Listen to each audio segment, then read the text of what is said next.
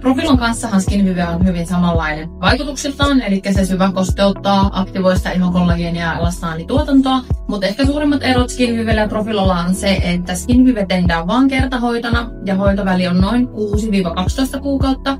Profilossa taas tarvitaan alussa se 2 hoitokertaa ja sitten hoitoväli on noin 6 kuukautta. SkinVivessä tehdään huomattavasti enemmän semmoisia pieniä mikropistoksia aina hoidettavalle alueelle. Et pistoksia tulee toki enemmän, mutta ne on sitten taas hyvin pieniä ja hyvin ohuella neulalla tehtyjä. Profilossa taas tehdään ne 5 pistosta per puoli kasvoissa, niissä tavallaan ainetta laitetaan enemmän. Et pistotekniikassa on iso ero. SkinViven vaikutukset tulee näkyviin aika lailla samalla tavalla kuin Profilollakin, että se on noin kuukauden kuluessa. Ehkä se suurin ero on se, että tämä ei vaadi siinä alussa kun sen kertahoidon ja tässä on mukana se lidokaini, niin ehkä jos näistä kahdesta pitäisi valita, niin valitsisin ehkä SkinVive.